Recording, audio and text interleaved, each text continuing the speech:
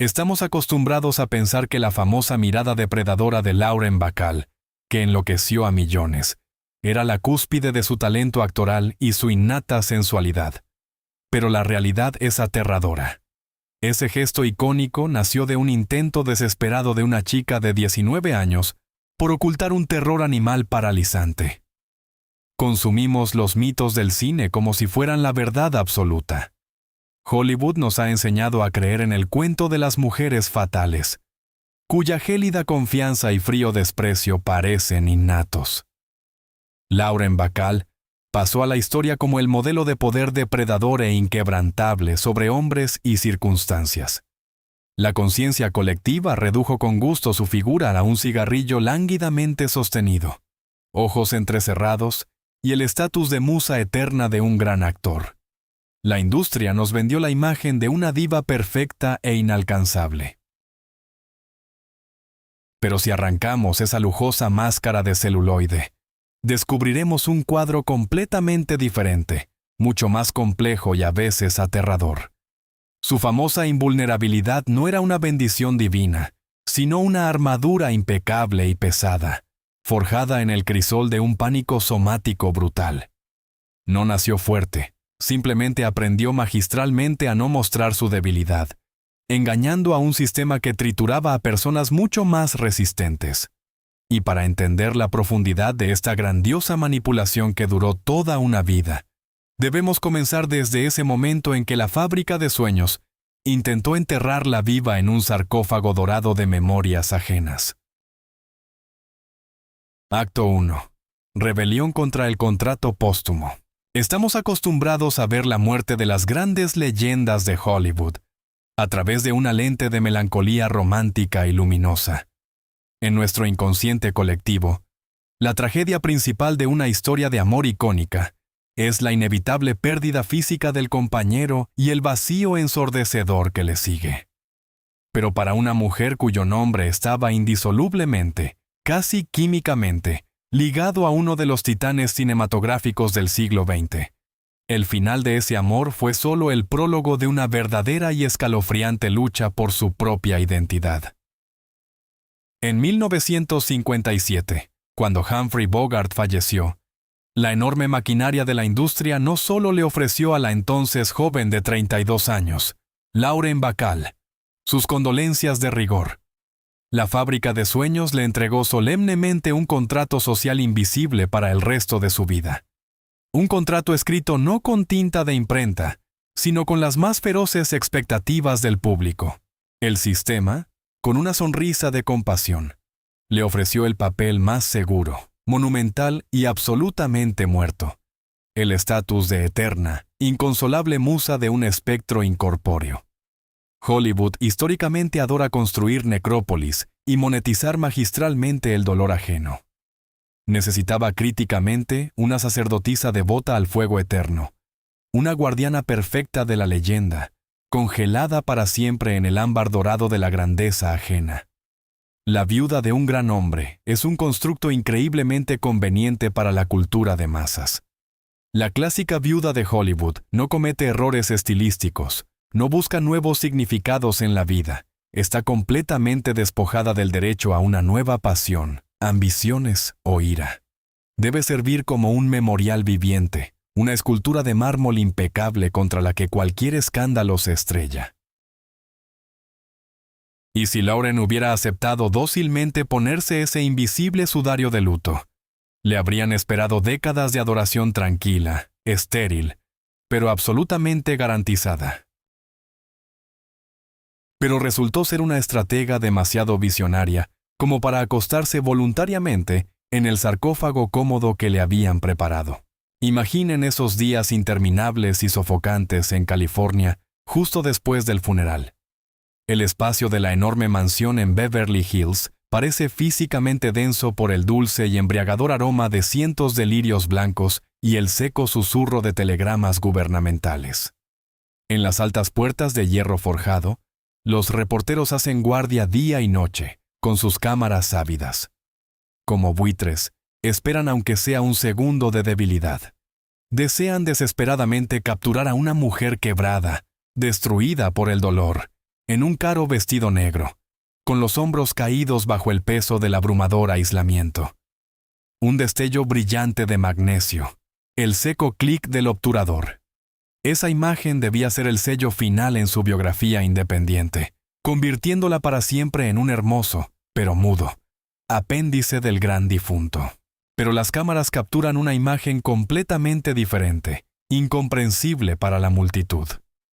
Ella sale al encuentro de los buitres de la prensa con la espalda absolutamente recta, inquebrantable, sin el más mínimo indicio de histeria, sin una sola gota de ese drama caricaturesco que vinieron a comprar. En lugar de desvanecerse lenta y bellamente en los lujosos interiores que la prensa ya había convertido mentalmente en un museo nacional, ella metódicamente recoge sus cosas, toma a sus hijos y abandona para siempre ese tóxico espacio de duelo. Se va a Nueva York, rechazando categóricamente convertir su pérdida personal en un espectáculo público para el entretenimiento de los espectadores. Cambia radicalmente la geografía de su existencia, únicamente para desviar el pegajoso enfoque de la óptica ajena. Su fría rebelión contra el guión póstumo destrozó sin piedad la zona de confort del espectador masivo. La sociedad exigía una sombra sumisa, desvanecida de una grandeza pasada, pero recibió a una mujer viva, feroz y profundamente compleja, que exigía el derecho absoluto a su propio y narrativo independiente. Olvidamos que su verdadero drama en ese periodo no radicaba en el hecho de la soledad. Su principal batalla se libró por el derecho a no pertenecer al pasado ajeno, por el rechazo categórico a ser sacrificada voluntariamente en el altar de la gloria ajena. Fue una rebelión silenciosa pero devastadora contra la momificación cultural. Ese rompimiento intransigente con las expectativas de la multitud fue su primer paso hacia la independencia total. Demostró al mundo entero que su armadura psicológica no era un invento barato de los guionistas de estudio. Sin embargo, ese masivo fundamento de invulnerabilidad monolítica no era un don innato. Para comprender verdaderamente la naturaleza de esa aterradora resistencia, que le permitió superar a toda una industria por sí sola, debemos retroceder mucho en el tiempo. A ese día en que una debutante de 19 años, desconocida por todos, dio su primer paso bajo la cegadora luz de los focos del estudio, tratando desesperadamente de ocultar un terror paralizante y visceral. Acto 2. La arquitectura de la mirada. Estamos acostumbrados a pensar que los grandes símbolos cinematográficos son el resultado de un cálculo meticuloso del director o de un destello divino del actor.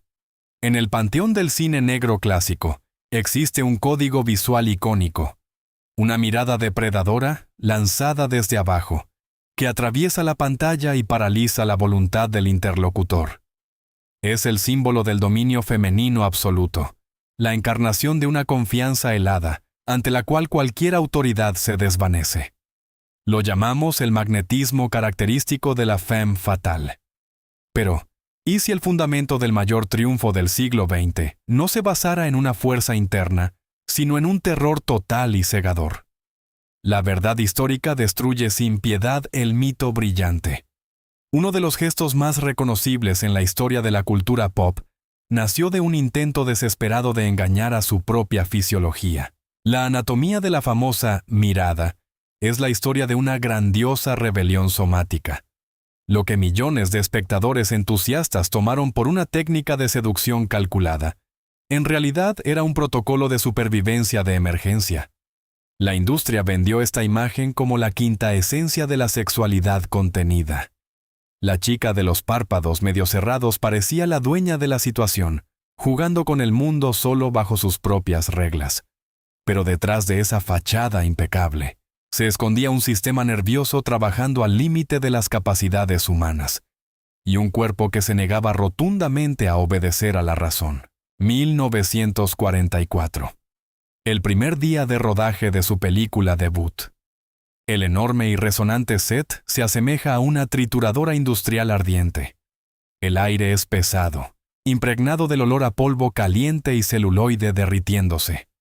Los implacables rayos de gigantescos focos de arco golpean su rostro. Justo frente a ella se alza un leviatán óptico masivo e inmóvil, la cámara de cine, que captura silenciosamente el más mínimo defecto. Alrededor, decenas de iluminadores, técnicos y productores severos evalúan cada uno de sus movimientos. Y en el centro de este caos sin alma, se encuentra una debutante de 19 años. La invade un pánico clínico e incontrolable. El nivel de estrés es tan extremo que su cuerpo comienza a vivir una vida completamente propia. Las rodillas se doblan traicioneramente, la respiración se descontrola. Pero lo más aterrador es que su cabeza comienza a temblar. La sacudida es tan fuerte y rítmica que el objetivo simplemente no puede enfocar en los primeros planos. Cada toma arruinada quema miles de dólares del estudio. El proyecto pende de un hilo, al borde del fracaso vergonzoso. Y entonces, en el momento de mayor desesperación existencial, se encuentra una solución puramente biomecánica. Para fijar físicamente su cráneo y detener la vibración, presiona con todas sus fuerzas la barbilla contra el pecho. Los músculos del cuello se tensan al máximo, convirtiéndose en un resorte de piedra. Y para mirar a su compañero desde esta posición antinatural y comprimida, tiene que levantar los ojos al máximo. Debido a esto, los párpados se bajan automáticamente a medias, creando esa ilusión de una mirada profunda y seductora. En ese preciso instante, se captura en la película una magia absoluta. La máquina no registra a una adolescente aterrorizada y en pánico, sino a una depredadora peligrosa y consciente de su valor. Fue una genial ilusión óptica, el mayor cambio de conceptos en la historia de las artes visuales. El miedo animal fue empaquetado con filigrana, fundido bajo la luz de los focos y vendido al mundo como un estilo inigualable. No solo sobrevivió a ese día agotador, sino que realizó un acto de dictado arquitectónico sobre su propia vulnerabilidad, convirtiendo un defecto fisiológico en un arma de destrucción masiva. Millones de mujeres en todo el mundo comenzarán a ensayar este gesto frente al espejo, creyendo fervientemente que están dominando el secreto de la seducción, sin sospechar que están copiando meticulosamente el espasmo muscular de una niña aterrorizada. Este triunfo de la voluntad le demostró una verdad fundamental. El propio cuerpo puede ser sometido, y cualquier debilidad puede disfrazarse hasta volverse irreconocible. Sin embargo, la despiadada máquina de producción cinematográfica exigía no solo perfección visual, sino también auditiva. El primer plano salvado fue solo la primera línea de su nueva defensa. Para completar la creación del producto comercial perfecto, los creadores tuvieron que invadir su naturaleza aún más profundamente.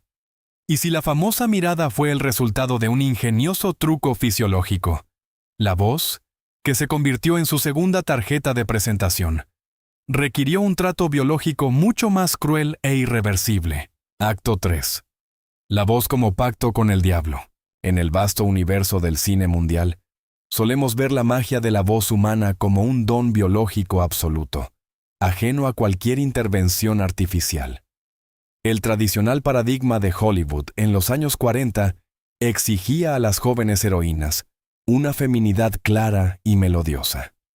Un soprano alto, casi etéreo, se consideraba el epítome de la inocencia, el fondo acústico perfecto para los personajes masculinos dominantes y severos. Un barítono femenino profundo y vibrante, que eriza la piel, se percibe como un generoso regalo genético o la marca de una sabiduría corrupta. Creemos fervientemente que un timbre tan denso y envolvente es una anomalía natural que otorga a su dueña un poder indiscutible. Pero detrás del susurro cínico más reconocible en la historia de la cultura pop, no se esconde un golpe de suerte en la lotería biológica. Lo que hay es un acto frío de destrucción fisiológica de su propia esencia. La voz aguda, juvenil y ligeramente nasal con la que la naturaleza dotó a la debutante destruía categóricamente la imagen de mujer vampiro, omnisciente y fría, que el estudio estaba construyendo. Su verdadera voz la delataba como una adolescente asustada e inexperta. Entonces, El director autoritario, quien asumió el papel de arquitecto despiadado de su nueva personalidad, le impuso un ultimátum cruel. La voz debía romperse y reconstruirse desde cero. No era un trabajo rutinario de dicción con un profesor de oratoria. Era un verdadero pacto biológico con el diablo. La ruptura literal del frágil aparato vocal para crear un producto comercial impecable. Imaginen cañones absolutamente vacíos y rocosos en las afueras de Los Ángeles. Es temprano por la mañana. El sol apenas comienza a quemar la fría neblina nocturna sobre las colinas de Mulholland Drive, y un viento seco y cortante golpea el parabrisas del auto estacionado. Allí, lejos de miradas indiscretas y lujosos estudios, llega diariamente un coche solitario. Una joven sale al borde del polvoriento precipicio, apretando con dedos blancos de tensión un voluminoso libro de tapa dura, a menudo pesados romances históricos o clásicas obras de teatro. Y comienza a gritar. No solo lee el texto con expresión. Obedeciendo la estricta orden de su mentor, baja artificialmente la tonalidad y fuerza el sonido al límite de las posibilidades humanas, gritando ferozmente por encima del eco que recorre el cañón vacío. Hora tras hora, día tras día. Es un entrenamiento agotador, casi gladiador, que no tiene nada que ver con el glamour de Hollywood. Sus delicadas cuerdas vocales se secan, se inflaman y se cubren de cicatrices microscópicas. La garganta arde con un dolor cortante. Cada sorbo de agua se toma con un esfuerzo tortuoso, como si tuviera vidrio roto dentro. Por las noches no puede pronunciar palabra, cayendo en el silencio, para al día siguiente volver al borde del abismo. Continúa gritando monótonamente largos y pesados párrafos en el vacío del enorme cañón durante semanas, hasta que su registro natural se rompe de manera definitiva e irreversible. Las altas y resonantes frecuencias del timbre juvenil se borran para siempre. Mueren en esas montañas californianas, cediendo su lugar a una ronquera pesada, cultivada artificialmente, como un violonchelo. Esa misma voz que más tarde volvería locos a millones de hombres, fue literalmente forjada a partir del dolor físico y cuerdas vocales desgarradas hasta sangrar. Lo que los críticos entusiastas llamarían una voz capaz de derretir metal. En la dura realidad médica, era el sonido de una laringe crónicamente mutilada. Este fenomenal magnetismo acústico fue completamente pagado con una mutación física irreversible. Pero este sacrificio inimaginable trajo sus colosales dividendos. El timbre artificial, desgarrado, se convirtió en su armadura sonora más confiable. Las bajas vibraciones transmitían una monumental confianza, bloqueando de manera permanente cualquier manifestación de debilidad interna. Ella dominó brillantemente el poder acústico. Cuando hablas extremadamente bajo y anormalmente grave, el mundo se ve obligado a guardar silencio, contener la respiración e inclinarse hacia ti para no perderse ni una sola palabra. Vestida con esta perfecta armadura de plástica somática calculada y una voz artificialmente endurecida, parecía absolutamente inalcanzable. Este monumental y hábilmente construido fachada resultó ser tan impenetrable que le permitió llevar a cabo otra manipulación mucho más amplia con la memoria histórica. Creímos fervientemente que, al compartir un solo cuadro con el cínico más curtido del panteón de Hollywood, se convirtió en su pareja igualitaria en un gran cuento romántico. Sin embargo, detrás de la densa cortina de humo del legendario dúo, se escondía un frío cálculo matemático de un estratega que utilizó la figura del titán de la pantalla, con fines completamente diferentes e inesperados. Acto 4. La ilusión óptica de una sociedad igualitaria. Nos encanta consumir mitos románticos donde dos gigantes se encuentran en igualdad de condiciones, como dos continentes poderosos chocando. La memoria cultural guarda con cariño la imagen de la pareja cinematográfica perfecta de los años 40. Un detective curtido por la vida y una chica audaz, jugando al ping-pong verbal. Esta imagen pulida y brillante nos hizo creer en la simetría absoluta de su poder. Nos vendieron un cuento hermoso sobre el encuentro de dos titanes cuyas órbitas vitales se cruzaron en perfecto equilibrio. Pero bajo esa capa espesa de dorado sentimental, se escondía un abismo aterrador de desigualdad institucional y de edad. Los separaba una distancia de más de un cuarto de siglo. En la despiadada cadena alimenticia del Hollywood de entonces, estaban en polos diametralmente opuestos. Una starlet sin derechos y un señor absoluto de la taquilla. El sistema clásico de estudios de esa época masticaba sin piedad a los talentos emergentes, convirtiéndolos en material desechable sin derechos. Según un contrato leonino, el actor era propiedad absoluta de la compañía cinematográfica. El más mínimo desvío, cualquier intento de cuestionar un papel propuesto significaba el despido inmediato, la congelación de cuentas bancarias y el olvido total de la carrera. Una actriz principiante debía convertirse en otra marioneta sumisa en manos de los todopoderosos productores. Sin embargo, aquí es donde se manifestó su fenomenal, casi animal instinto de supervivencia. En lugar de disolverse sin voluntad en los deslumbrantes rayos de la fama de su influyente pareja adulta y convertirse en su trofeo mudo y conveniente, transformó ese matrimonio desigual en su escudo corporativo impenetrable. El amor sonoro se convirtió para ella en un brillante trato táctico con la dura realidad industrial. Imaginemos las oficinas sofocantes y lujosas de la principal productora del país. Paneles de madera roja pesada, sillones de cuero macizo y una densa niebla azulada de caros puros cubanos. Detrás de una enorme mesa pulida se sienta un magnate enfurecido, manejando en solitario todo un imperio del entretenimiento. Delante de él yace el guión de otra película trivial y sin sentido, en la que la joven actriz debe actuar según las estrictas condiciones de su contrato extenso.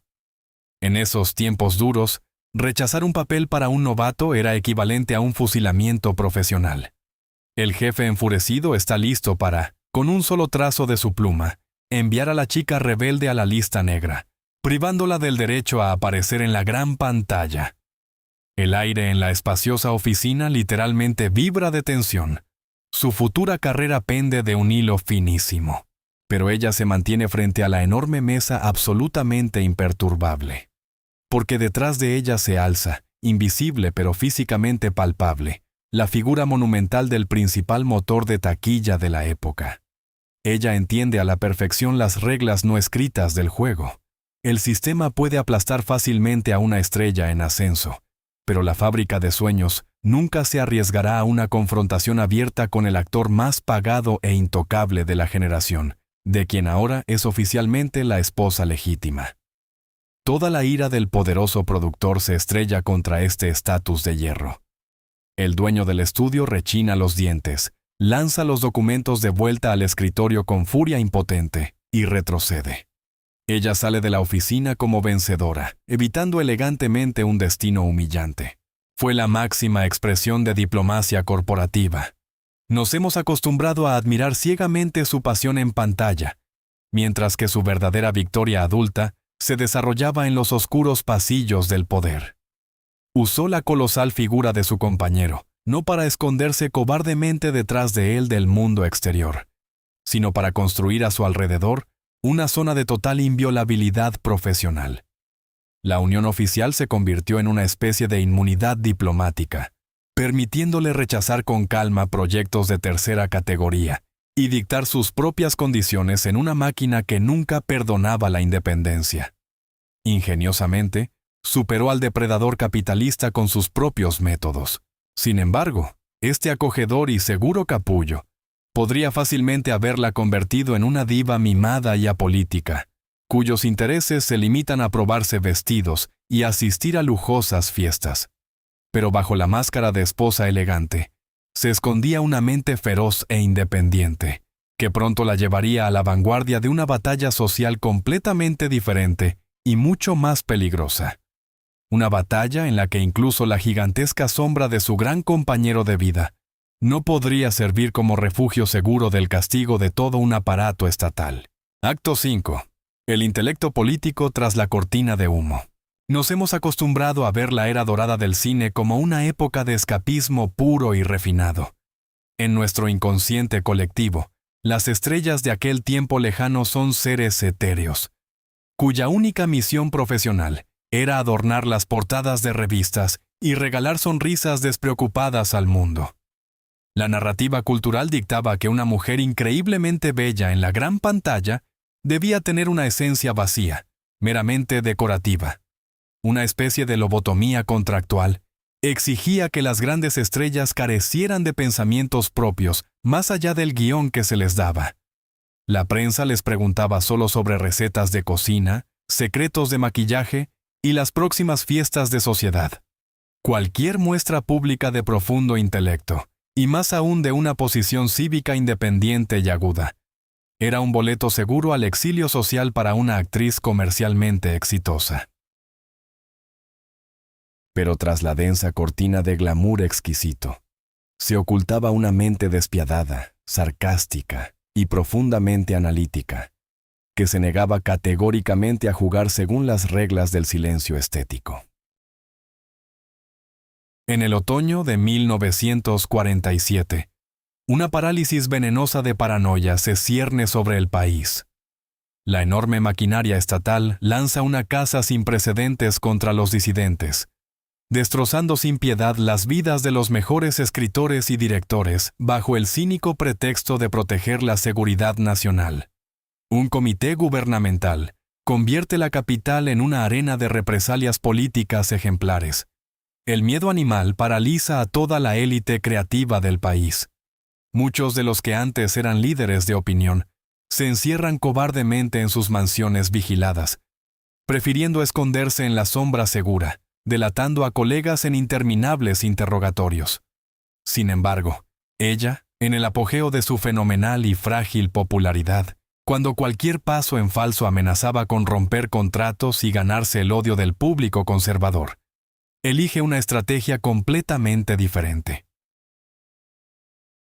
Se convierte en una de las principales inspiradoras ideológicas de la resistencia pública, transformando su perfil impecable en un ariete poderoso contra la Inquisición gubernamental. Imaginen una fría y húmeda mañana de octubre en Washington. Una densa niebla gris se extiende sobre la pista de aterrizaje de concreto, cuando una pequeña delegación de rebeldes de Hollywood desciende de un avión fletado. Inmediatamente son rodeados por un anillo denso de agentes de seguridad malhumorados y una multitud de curiosos hostiles. Los enormes y opresivos edificios gubernamentales se alzan alrededor como un símbolo monumental de un poder castigador e ineludible. Dentro de la sofocante sala de audiencias, la atmósfera está impregnada físicamente de un horror pegajoso y el acre olor del tabaco barato. Se escucha el golpe seco y ensordecedor del martillo de madera del juez. Destellos de magnesio cegadores y abrasadores de decenas de fotógrafos vuelan directamente a los ojos. Personas en trajes grises idénticos leen monótonamente largas listas de acusaciones, destruyendo metódicamente las carreras de sus víctimas bajo el zumbido monótono de los voluminosos micrófonos de radio. En el epicentro de esta opresiva y casi surrealista carnicería judicial, ella ocupa un lugar en la tribuna de invitados. En su rostro no hay ni el más mínimo rastro del miedo femenino de rigor que los inquisidores de alto rango anhelaban ver. No aparta su mirada penetrante y pesada cuando los objetivos intentan captarla en un momento de debilidad psicológica. Su postura permanece aterradoramente recta, y sus rasgos finos expresan solo un helado y absoluto desprecio por la farsa burocrática que se desarrolla. Al salir hacia los periodistas, pronuncia claramente nombres, firma manifiestos de protesta y responde con una ironía aterradora a aquellos funcionarios que abiertamente la amenazan con incluirla de inmediato en las listas negras de los principales estudios de cine. La conciencia colectiva, con un asombroso y casi agresivo empeño, intentó borrar este grandioso acto de valentía cívica. La memoria histórica redujo su retrato multifacético a un hermoso ángulo y un cigarrillo elegantemente sostenido, ignorando descaradamente su brillante intelecto político. Pero la dura realidad demuestra que su verdadera invulnerabilidad no se basaba en su habilidad para hipnotizar la cámara, sino en el fundamento de una libertad interior de hierro. Ingeniosamente burló al sistema represivo, demostrando al mundo entero que el estatus de estrella puede ser no solo un producto rentable, sino también un arma política salvadora. Este triunfante enfrentamiento con la maquinaria estatal cimentó definitivamente su estatus de intocable y pensadora profunda. Salió victoriosa de la lucha con el enorme aparato, conservando no solo su dignidad personal, sino también una carrera brillante. Sin embargo, pronto se descubriría que la multitud está dispuesta a perdonar una rebelión ideológica mucho más fácilmente que una rebelión puramente personal. Bastó con que, años después, intentara reescribir el guión de su propio destino y reclamara su derecho absolutamente legítimo a una nueva y completamente diferente etapa de felicidad femenina, para que el cruel péndulo de la opinión pública se balanceara con un chirrido en la dirección opuesta, revelando los mecanismos más oscuros y aterradores del control social. Acto 6. Castigo por intentar un segundo acto. Estamos acostumbrados a creer en el cuento humanista y tranquilizador de que la sociedad realmente desea que sus ídolos caídos encuentren una sanación humana común. Nos gusta pensar que tras una gran catástrofe personal, una figura pública recibe automáticamente una indulgencia social tácita para un nuevo comienzo. Pero la dura realidad revela un instinto mucho más oscuro y posesivo de la multitud. El espectador masivo es un coleccionista despiadado y codicioso, que se aferra no a una personalidad viva y palpitante, sino a un molde holográfico congelado.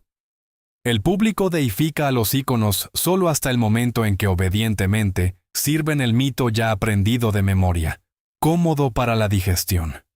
En cuanto una mujer se atreve a romper las cadenas invisibles de las expectativas del público y declara su derecho absoluto a un segundo capítulo independiente de su biografía íntima, el sistema cultural inmediatamente activa el mecanismo de la más feroz aniquilación social. La industria de las ilusiones no digiere orgánicamente los segundos actos complejos e impredecibles. Bastó con que intentara entrar en una nueva y resonante unión con otro artista fenomenalmente popular de la generación, para que los recientes aliados entusiastas se convirtieran instantáneamente en jueces fanáticos.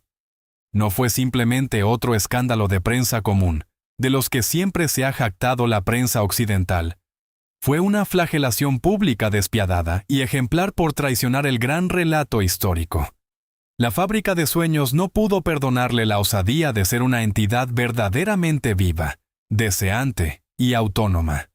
Intentaron borrarla, eliminarla artificialmente del escalón superior, declararla persona non grata en esos mismos salones elitistas donde hasta ayer se arrodillaban reverentemente ante ella. Fue una sofisticada represalia psicológica por negarse a interpretar el papel de una sombra sumisa, embalsamada para siempre. Imaginen una típica, asfixiante y lujosa recepción nocturna en un club cinematográfico cerrado a finales de los años 50. Masivas lámparas de araña de varios niveles proyectan suaves y cálidos reflejos sobre pirámides de cristal con champán caro. Un cuarteto de cuerdas en el balcón toca perezosamente un motivo de jazz ligero y adormecedor. El enorme espacio está lleno de un murmullo aterciopelado y satisfecho de conversaciones, el susurro de pesados trajes de seda y el ritmo metálico de la plata de mesa antigua. Y entonces las altas puertas talladas se abren suavemente. Ella entra en este resplandeciente y complaciente salón del brazo de su nuevo elegido, un hombre con una reputación absolutamente diferente y explosiva, que categóricamente no encaja en su anterior halo monumental y heroico. En esa misma microsegundo, ocurre una caída físicamente palpable de la presión atmosférica en la habitación. La melodía de jazz de repente parece insoportablemente falsa, y el animado murmullo se apaga instantáneamente, reemplazado por un silencio denso y resonante. Una ola helada y tóxica de susurros recorre la sala. Decenas de pares de ojos, pertenecientes a los agentes, productores y cronistas sociales más influyentes, se clavan en ella con un frío agresivo y descarado. Las personas influyentes que hace apenas una semana le juraban lealtad eterna, ahora se dan la vuelta demostrativamente, formando un vacío de alienación sordo e insuperable alrededor de la pareja. Es una ejecución silenciosa, elegante, pero absolutamente sádica a través del ostracismo colectivo. En el aire flota un veredicto mudo y severo. Se atrevió a profanar el santuario de la memoria del público. Sin embargo, precisamente en este epicentro del glaciar social absoluto, su armadura emocional forjada durante años, pasó su prueba final y más aterradora de resistencia. No titubeó, no bajó la mirada, no intentó sonreír servilmente en respuesta al desprecio abierto de la multitud. Al contrario, transformó su desapego público en un escudo monolítico contra el que se estrellaban con crujidos todos los chismes venenosos. Comprendió con cristalina claridad la verdad fundamental de la supervivencia en el terrario mediático. A veces la única manera de vencer al sistema es dejar que se ahogue en su propio veneno, sin dar ni una sola gota de reacción en respuesta. Su capacidad para mantener una postura verdaderamente regia bajo la lluvia de condenas resultó más poderosa que cualquier máquina de cancelación. Esta cruel lección existencial rompió definitivamente su vínculo con el mundo del celuloide. La ilusión cinematográfica, donde cada toma se puede rehacer y cualquier error cortar en la mesa de edición, se convirtió para ella en una jaula dorada. Necesitaba un espacio fundamentalmente diferente para demostrar su autonomía creativa. Un territorio de riesgo extremo, donde no hay repeticiones, donde es imposible esconderse tras trucos ópticos, y donde el actor queda solo frente a una audiencia despiadada y palpitante en tiempo real. El mayor enigma de la pantalla se preparaba para dar el paso hacia los crujientes tablones de la escena viva. Acto 7. El escenario teatral como bote salvavidas. Estamos acostumbrados a ver la carrera de una diva del cine como un viaje por una ruta recta y cómoda, que inevitablemente termina en un apagamiento silencioso en los márgenes del imperio de Hollywood. Para la mayoría de las estrellas, salir del marco controlado y acogedor es un desplome catastrófico hacia el abismo del olvido. La fábrica de ilusiones ha acostumbrado históricamente a sus ídolos a condiciones de invernadero. Cualquier error se corrige con las tijeras del editor, una lágrima desafortunada se compensa con el enfoque adecuado, y la debilidad se disfraza con decorados magistralmente construidos. La mayoría de los rostros más grandes de la época temían abandonar esta segura y artificialmente iluminada reserva, prefiriendo quedar atrapados para siempre en la gloria congelada en celuloide. Pero para ella, este mundo estéril, atrapado para siempre en su propio pasado, se volvió insoportablemente estrecho. El cine exigía constantemente la repetición de una imagen comercialmente exitosa, eliminando metódicamente todo lo vivo en ella. Entonces, hizo lo que el sistema consideraba un acto de suicidio profesional. Voluntariamente dio un paso hacia el espacio de absoluta y despiadada vulnerabilidad.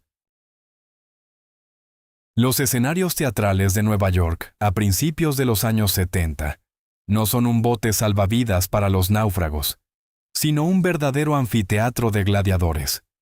En este territorio no existen filtros salvadores, tomas repetidas ni asistentes atentos. Aquí, el artista se enfrenta solo a un público de miles, respirando e impredecible.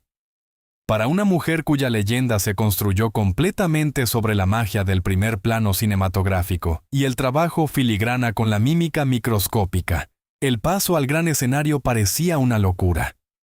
Los críticos afilaban sus plumas, anticipando el gran fracaso de la princesa de celuloide, que decidió jugar a la dramaturgia seria. Pero Broadway se convirtió para ella en un lugar de inevitable renacimiento existencial. El único territorio donde pudo romper finalmente las cadenas impuestas por la mitología de Hollywood. Imaginen la vasta oscuridad absorbente de la sala de un teatro histórico de Broadway. Miles de ojos se fijan tensamente en la densa penumbra frente al telón de terciopelo cerrado. El aire está electrizado al máximo, saturado con el olor de la tela polvorienta, la madera vieja y un leve aroma del perfume del público. Tras bambalinas no hay el bullicio habitual de decenas de técnicos, ni el zumbido tranquilizador de las pesadas cámaras de cine. solo el eco del silencio y el ritmo del propio corazón. Se escucha un golpe sordo en el gong. El pesado telón sube con un chirrido, revelando un escenario colosal y aterradoramente vacío. Ella sale de entre bastidores con rapidez, casi agresivamente cortando el espacio. La luz de los focos aquí no golpea con precisión de joyero, resaltando pómulos perfectos, sino que inunda todo con un flujo agudo e implacable, revelando cada pliegue, cada gesto imprudente. Pero en lugar de encogerse de terror ante este vacío acústico y visual implacable, lo llena completamente con su presencia. Se mueve por el escenario con un paso amplio y decidido. Su plasticidad carece de la gracia contenida del estudio. Ahora irradia una fuerza primitiva y desnuda. Canta, baila, vive cada segundo de la compleja puesta en escena musical en tiempo real, donde el precio de cualquier error se mide por el silbido instantáneo de la multitud. Cada noche, durante muchos meses, sube a este cadalso de madera, sometiendo voluntariamente su armadura forjada a la dura prueba del contacto vivo. Este grandioso triunfo en el corazón del mundo teatral se convirtió en una brillante prueba de su absoluta autonomía creativa. Los críticos, que preparaban reseñas devastadoras, se vieron obligados a capitular ante esta energía arrolladora y fisiológica. Demostró que su magnitud no se limita al marco de la pantalla de cine y no necesita las muletas del montaje del director. Esta victoria enterró definitivamente el mito de la hermosa pero vacía cáscara que servía a la grandeza ajena. El teatro le dio lo que Hollywood no podía ofrecerle, el derecho a una imperfección viva y palpitante, que resultó ser más fuerte que cualquier ilusión brillante. Al conquistar Broadway, no solo se salvó del olvido profesional, sino que cambió radicalmente el propio paradigma de su existencia en el arte. Sin embargo, la prueba más aterradora aún estaba por venir. El tiempo implacable, que la industria considera el enemigo más mortal de cualquier mujer en la pantalla, tomaba lo suyo inevitablemente. En un mundo donde la juventud se erige como un culto absoluto y el envejecimiento se equipara a un crimen contra la estética, le tocó desarrollar una estrategia completamente nueva de defensa psicológica contra el inevitable marchitamiento. Acto 8. El arma del envejecimiento incómodo. Estamos acostumbrados a observar el ocaso de las grandes carreras cinematográficas con una curiosidad contenida, casi sádica. La cultura está obsesionada con el proceso de marchitamiento de las diosas de la pantalla, exigiéndoles o una desaparición silenciosa y discreta en el olvido, o una desesperada y humillante persecución de la juventud que se escapa. La fábrica de sueños históricamente impone a las actrices una elección monstruosa: convertirse en una caricatura patética de sí mismas, remodelando sus rostros en los quirófanos, o aceptar dócilmente el papel de abuelitas amables y sin rostro, horneando pasteles en el fondo de melodramas de segunda categoría. Envejecer en Hollywood es un pecado imperdonable, que exige un inmediato arrepentimiento a través del bisturí o el autoaislamiento voluntario. Pero ella desafió esta ley no escrita y cruel, eligiendo un camino completamente diferente, aterradoramente honesto. En lugar de aferrarse con pánico a los restos desvanecidos de su antigua y tersa belleza, convirtió el propio proceso de envejecimiento en un arma formidable y mortal, forjando con él una nueva capa de su impenetrable armadura psicológica. En la década de los 80, cuando sus contemporáneas se escondían tras velos, gruesas capas de maquillaje corrector y la suave luz de los objetivos, ella se negó a cualquier intento de suavizar las aristas de la edad. Su rostro se convirtió en la cartografía de una vida vivida, un paisaje en relieve que llevaba con un orgullo desafiante, casi agresivo. No intentó parecer más suave, más amable o más acogedora, cualidades que la sociedad insiste en asignar a las mujeres que envejecen. Al contrario, su natural agudeza, sarcasmo y absoluta intransigencia solo se cristalizaron con los años, convirtiéndose en una fuerza monolítica y aterradora, ante la cual cualquier intento de periodistas o colegas de mostrarle una condescendiente lástima se desvanecía. Imaginen un amplio estudio blanco deslumbrante de un popular programa de entrevistas nocturno en los últimos años de su carrera. El suelo liso y pulido refleja la brillante luz de neón. En los sillones opuestos se sientan jóvenes presentadores pulidos con sonrisas plásticas pegadas de manera permanente. El aire está impregnado de una expectativa nerviosa y una falsa cortesía, propia de las entrevistas televisivas con leyendas mayores, de quienes se esperan anécdotas entrañables y seguras sobre la edad dorada del cine. Suena la alegre sintonía, las cámaras se acercan suavemente a los protagonistas, y la primera pregunta, condescendiente y empalagosa, sobre los secretos de su sorprendente longevidad, queda suspendida en el silencio resonante del estudio. Ella no responde de inmediato. Una pausa pesada de un segundo, capaz de aplastar físicamente al interlocutor. En su postura no hay el menor intento de agradar, ni una gota de la inquietud propia de la vejez. Se sienta sorprendentemente erguida, apoyándose en los reposabrazos con la autoridad de un monarca. Las profundas arrugas en su rostro no están ocultas, sino resaltadas por la luz intensa del estudio, como cicatrices en la armadura de un veterano. Y cuando finalmente pronuncia su respuesta, sus palabras no fluyen en un suave torrente nostálgico. Golpean con fuerza. Son formulaciones secas, tajantes, despiadadamente precisas, sazonadas con un sarcasmo helado y una risa cortante y entrecortada. Con un golpe certero, despoja a los presentadores de todo su brillo, haciéndolos palidecer, tartamudear y revolver febrilmente las tarjetas con las preguntas preparadas. En sus entonaciones resuena un absoluto desprecio por cualquier intento de disminuir su magnitud o reducir su vida a un conjunto de banalidades. Este grandioso espectáculo demuestra su fenomenal capacidad para usar la edad como una forma absoluta de dominación. Estamos acostumbrados a pensar que la vejez hace a una persona vulnerable, pero su realidad demostró lo contrario. Cuando dejas de jugar según las reglas de una industria obsesionada con la juventud, alcanzas una verdadera e invencible libertad. Ella burló al sistema, haciendo que millones creyeran que sus arrugas no eran consecuencia de los años vividos, sino insignias de honor en una batalla que ganó sin reservas. Su mordaz y sarcástica armadura resultó ser más poderosa que cualquier cambio relacionado con la edad, disuadiendo al mundo para siempre de tratarla con lástima. Haciendo del tiempo su aliado sumiso, demostró que la verdadera grandeza no necesita retoques. Pero esta fenomenal capacidad para mantener la distancia y dictar sus propias condiciones fue forjada no solo en la confrontación con la edad. Las raíces de esta única estrategia psicológica, que le permitía mantener un control total sobre cualquier situación, se encuentran en un descubrimiento fundamental que hizo al inicio de su carrera. Un descubrimiento que cambió para siempre la comprensión misma del magnetismo cinematográfico y la naturaleza de la influencia humana. Acto 9. El frío como máxima forma de control. Estamos acostumbrados a asociar la gran actuación de épocas pasadas con el desgarro, la afectación y la absoluta exageración. En la primera mitad del siglo XX, los cánones clásicos del arte dramático exigían sin concesiones que las mujeres en pantalla mostraran un torrente emocional casi histérico.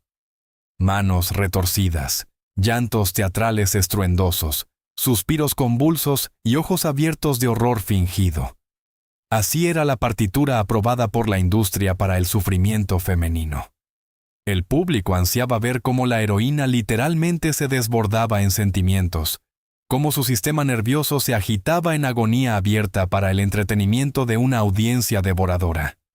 La tradición melodramática dictaba una regla simple y matemática. Cuanto más fuerte llorabas y más agitabas los brazos, más te creían. Pero ella realizó un giro radical y silencioso en la física misma de la percepción del espectador, reescribiendo para siempre las reglas del magnetismo en pantalla. En lugar de derrochar su energía interna hacia afuera, inventó un concepto único de vacío cinematográfico. Su influencia hipnótica no se basaba en dar, sino en un retener implacable y calculado. Se convirtió en la pionera del arte supremo de la reacción diferida. Mientras otras actrices agotaban obedientemente su recurso interno hasta el fondo, ella creaba intencionalmente a su alrededor una zona de presión emocional críticamente baja. Era una arquitectura genial del frío, un método psicológico paradójico donde la inacción externa generaba una tensión interna colosal que absorbía la atención del público. Imaginen un típico día de rodaje de un noir criminal icónico de los años 40. En el centro de la densa penumbra del set se desarrolla un duelo verbal tenso. El actor masculino trabaja al límite de su amplitud. Eleva agresivamente el tono, acorta bruscamente la distancia, marca las palabras, llenando cada centímetro cúbico del espacio. El director al otro lado de la cámara espera instintivamente una respuesta simétrica, escrita en el guión. Un paso atrás, asustado, una justificación apresurada, una respiración entrecortada, o al menos un gesto defensivo nervioso. Pero ocurre algo completamente diferente, rompiendo el ritmo habitual de la escena. La cámara se acerca suavemente a su rostro, y ella simplemente guarda silencio. 1 segundo, 2, 3. En el estricto cronometraje de la producción cinematográfica, esa pausa parece una eternidad insoportable, rozando el sabotaje descarado. El aire en el set se vuelve denso, pesado y pegajoso. Los iluminadores en los andamios altos se detienen, temerosos de chirriar con sus zapatos. Los asistentes del director dejan de respirar. Ella permite que la réplica lanzada quede suspendida en un vacío absoluto y resonante, haciendo que la agresión ajena se disuelva sin gloria en él. Luego sigue solo una larga y tranquila inhalación, y una ligera, casi imperceptible sonrisa en la comisura de sus labios. No gasta ni un solo joule de energía preciosa en el ajetreo. Esa estática aterradora y helada absorbe toda la furia de la mise-en-scène, como un agujero negro. Toda la presión del interlocutor se estrella contra su calma impenetrable y monumental. No era solo un recurso estilístico, era un manifiesto de superioridad psicológica total. Ella demostró al mundo una verdad fundamental. El verdadero control siempre está en manos de quien domina la pausa. Mientras los demás desesperadamente intentaban ganar el amor del público con un exceso de ajetreo y emociones forzadas, ella nos hacía acercarnos a la pantalla en un intento vano de descifrar sus verdaderos pensamientos. Esa distancia última, calculada matemáticamente, se convirtió en su mecanismo más perfecto de autoconservación en un entorno tóxico. Nadie podía herir a alguien que se negaba rotundamente a mostrar dónde le dolía. El frío helado se transformó de un rasgo de carácter en la forma suprema de poder indiscutible, pero esta estrategia de congelación total de sus emociones fue solo una larga preparación para la prueba final. Tenía que sobrevivir no solo a sus numerosos enemigos, envidiosos y examantes, sino también a la gran época que engendró su mito.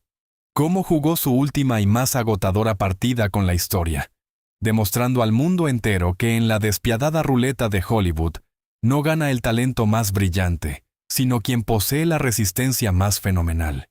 Acto 10. El arte de no parpadear primero. Estamos acostumbrados a idealizar los finales trágicos de las estrellas de Hollywood. La cultura de masas se alimenta de una pasión enfermiza, casi vampírica, por las historias de caídas vertiginosas. El mito insiste en convencernos de que la verdadera grandeza palpitante requiere un acto grandioso de autodestrucción. Quiebras públicas, locura progresiva, memorias escandalosas con revelaciones o una dependencia fatal de estimulantes químicos. Al espectador le encanta observar desde una distancia segura cómo los ídolos intocables de ayer se consumen lentamente en la densa atmósfera de su desmedida vanidad, dejando tras de sí solo cenizas de hermosos y dramáticos obituarios. Pero la cruda y matemáticamente precisa realidad de su biografía se convirtió en la decepción más cruel e insoportable para los carroñeros de la prensa amarillista. Fríamente, les privó de ese espectáculo final barato pero tan demandado por la industria. Su obra maestra absoluta, insuperable por nadie, no fue un papel específico en la gran pantalla, sino una maratón de supervivencia sin precedentes y sin concesiones. Mientras sus contemporáneos más brillantes, alabados por la crítica, se quebraban uno tras otro bajo las pesadas ruedas del sistema corporativo del entretenimiento, ella simplemente, metódicamente, los sobrevivió a todos. Fue un agotador juego psicológico de resistencia a lo largo de todo un siglo humano. La gran paradoja de su destino radica en que esa misma vulnerabilidad interna paralizante, ese terror primitivo que la atormentaba al inicio de su camino, nunca desapareció. Pero logró erigir alrededor de su miedo existencial un bastión monumental e inexpugnable de orgullo helado, de tal manera que el mundo circundante creyó de manera definitiva e incondicional en su invulnerabilidad. Transformó su existencia en un duelo prolongado y silencioso de miradas con la misma eternidad. Y lo ganó exclusivamente porque dominó a la perfección el arte de no parpadear primero. Imaginen un colosal teatro Dolby en Los Ángeles, iluminado por la fría luz de modernos LED. Año 2009.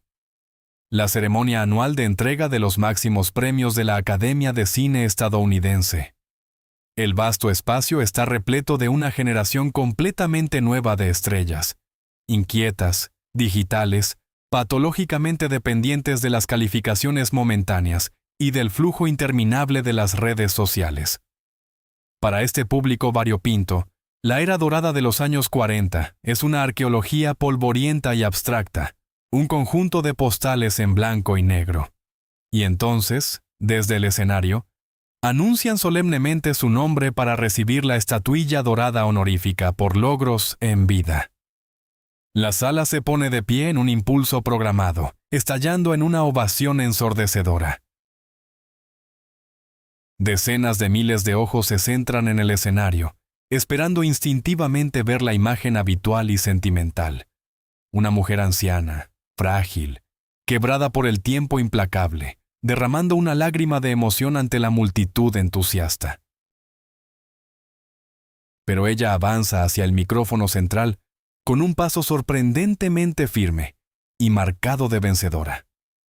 En su figura recta y severa, no hay ni una onza de suavidad anciana y complaciente. Recibe la pesada figura dorada no como una conmovedora limosna de una industria condescendiente, sino como una contribución histórica legítima y largamente vencida. Los deslumbrantes rayos de decenas de potentes reflectores se cruzan en su rostro, y las grúas televisivas con cámaras digitales la rodean suavemente, transmitiendo este momento a una audiencia global de miles de millones. Ella recorre lentamente, casi hipnóticamente, con la mirada el parterre de élite que tiene frente a ella. Ni un solo músculo tiembla en su rostro. No hay ojos húmedos, ni entonaciones vacilantes y temblorosas. Observa este mundo brillante y agitado con el mismo desprecio helado y penetrante, con el que alguna vez desafió a los poderosos jefes de los estudios. Mantiene ese gran silencio resonante, hasta que la multitud de miles comienza a retorcerse físicamente bajo su pesada y escudriñadora mirada. En ese instante, el largo círculo de su camino vital se cierra en un anillo perfecto e inquebrantable. La mayor ilusión cinematográfica se convierte en una realidad indiscutible y tangible. El mundo nunca pudo ver más allá de esa fachada psicológica blindada que comenzó a construir meticulosamente hace 7 décadas. Todavía creemos ingenuamente que las personalidades históricas más poderosas son aquellas que nacen sin miedo. Pero su destino sin precedentes demuestra lo contrario. El verdadero triunfador en el cruel juego humano es aquel que puede ocultar su pánico interno por más tiempo a plena vista. Su legado es el triunfo de la voluntad sobre la debilidad, un acto brillante e irrepetible de resistencia existencial, en el que obligó a todo un universo a apartar la mirada primero. Comencé este viaje con el mito brillante de una mujer nacida con un corazón de hielo, y el magnetismo hipnótico de una depredadora. Pero la realidad, oculta tras la fachada de la mayor ilusión óptica del siglo XX, resultó ser mucho más profunda y desgarradora. Lauren Bacall no era una diosa invulnerable por naturaleza.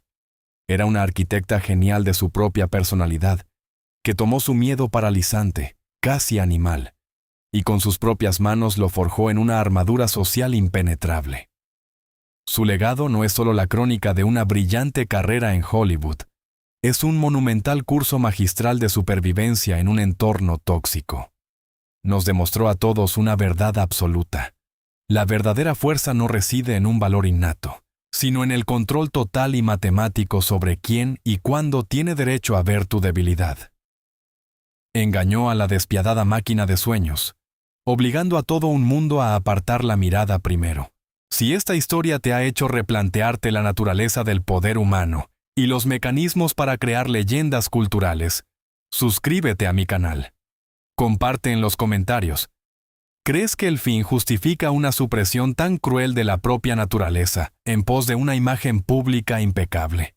Y mientras analizo los destinos de aquellos que engañaron al mundo entero con maestría, ocultando su verdadera esencia tras una máscara de fría superioridad, ¿te has preguntado alguna vez cómo otro ídolo absoluto del cine usó un traje clásico perfectamente confeccionado, no como un elemento de lujo, sino como una camisa de fuerza impenetrable para sus propios demonios internos? ¿Cómo la elegancia impecable se convirtió en la única herramienta para ocultar una profunda herida psicológica que duró toda una vida? Haz clic en el video que acaba de aparecer en tu pantalla y continuaremos nuestra investigación en los oscuros laberintos de almas ajenas. Y recuerda, la realidad siempre resulta más compleja y aterradora que cualquier expectativa.